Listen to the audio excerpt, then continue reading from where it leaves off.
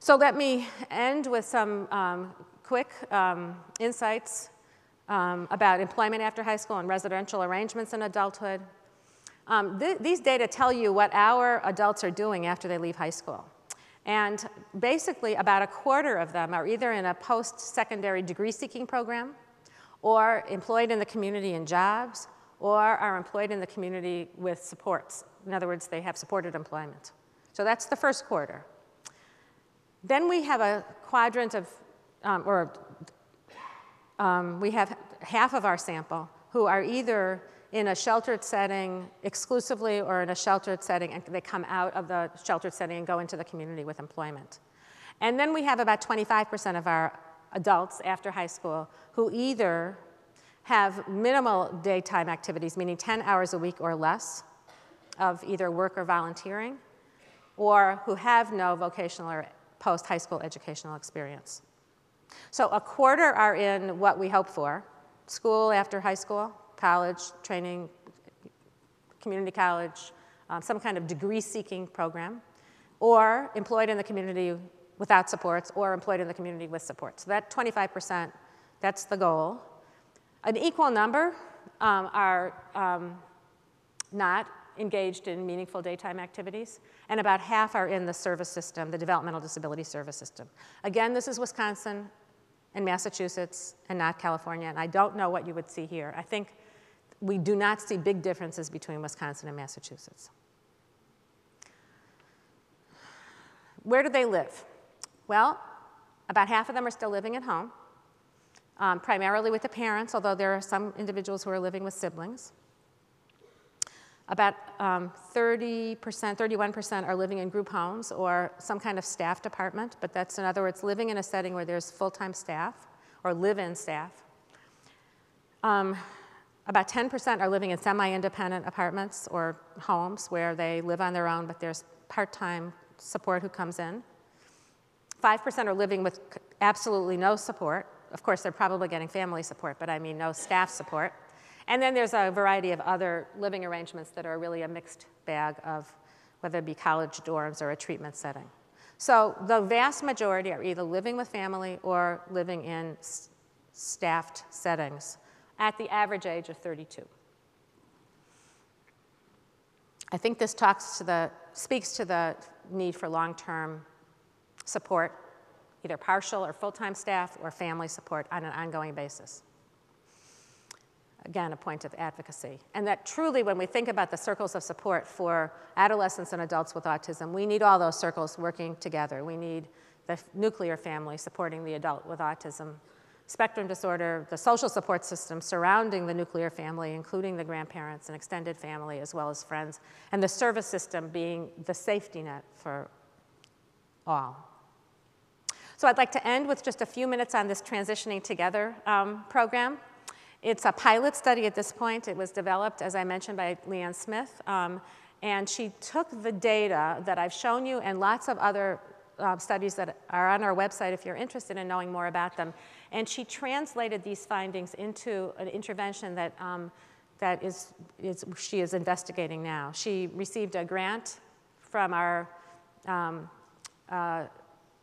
CTSA, for those of you who know what that is. I'm sure you have them here. Clinical and Translational Science Awards from the NIH to the university to develop programs and clinical interventions where evidence is suggesting that they may be important. And then she received a second grant just recently from Autism Speaks to carry this research forward, and she's about to start to do that.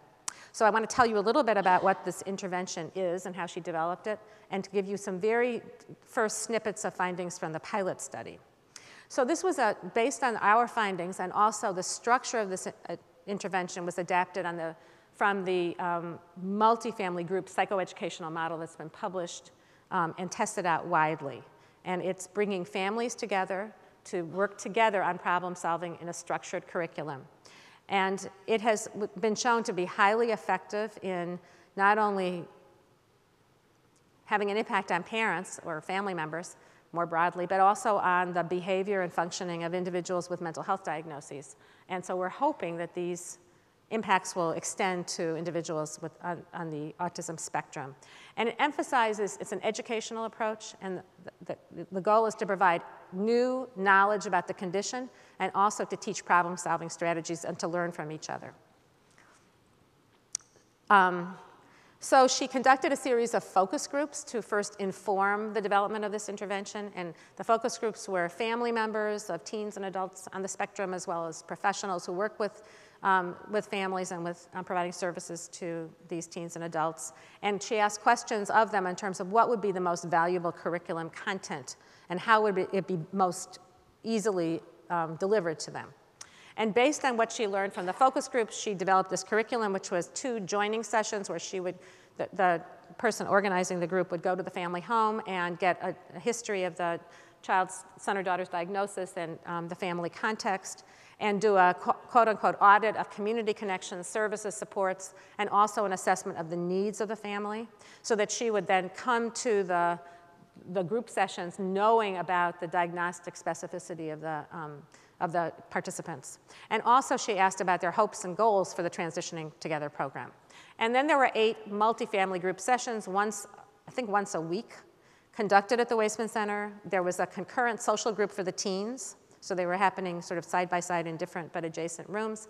And then each session had an informational component and then a collaborative component where they worked together to solve specific problems that were brought to the group by the family members.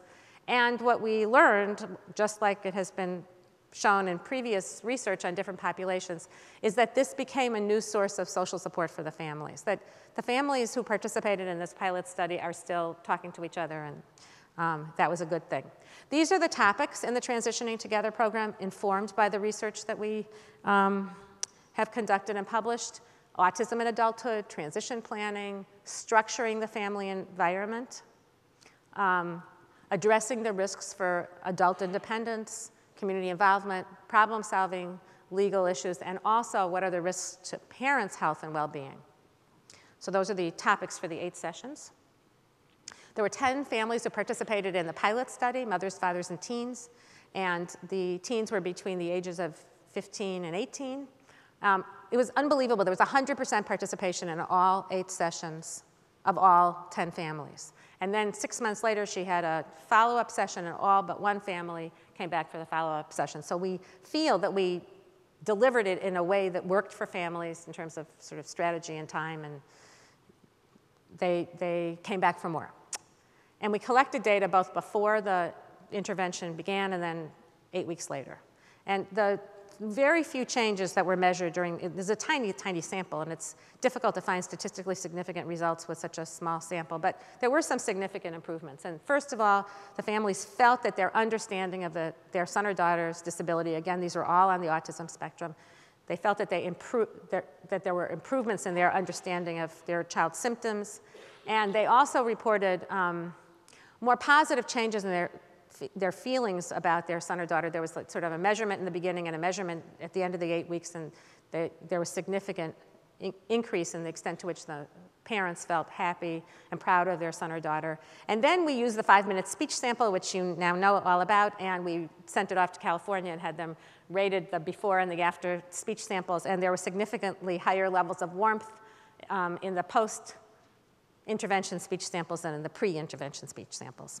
So ultimately, our goal in Transitioning Together is to affect the son or daughter. This is not just about families feeling good, which is very important, but also about having the ripple effects reach into the younger generation. And so that's with her Autism Speaks grant. She'll be collecting not only these family measures, which were just to pilot test this, but also measures of autism symptoms, behavior problems, activities of daily living skills, and other measures of the son or daughter.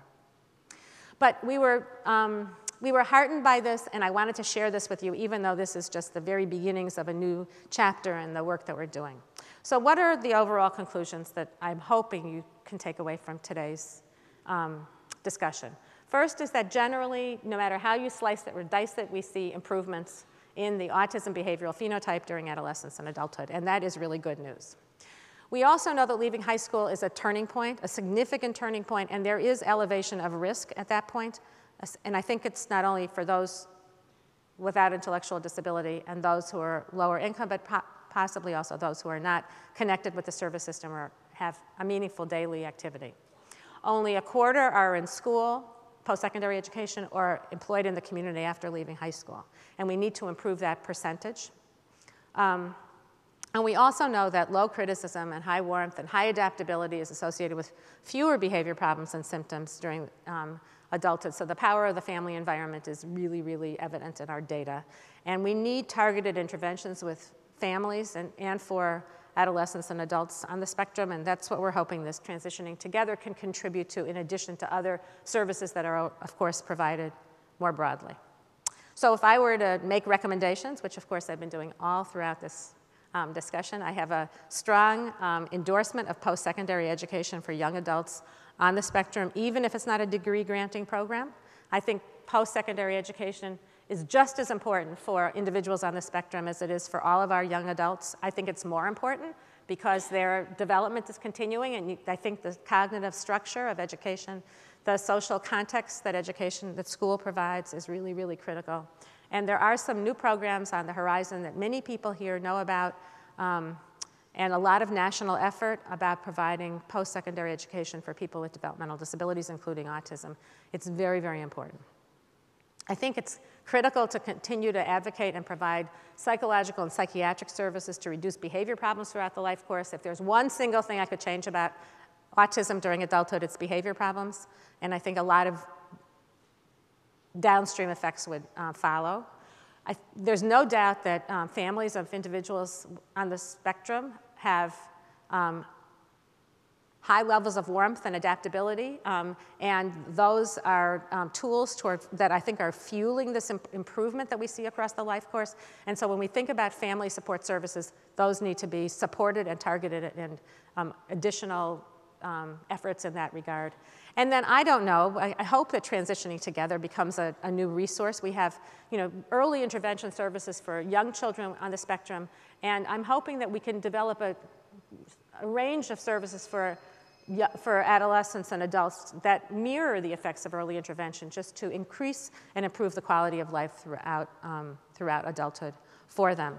All of this work was done in collaboration with all the names that you see on this screen. Jan Greenberg, who is my close collaborator, Leanne Smith, and Jason Baker made huge contributions to the work that I reported, as well as our collaborators in other universities.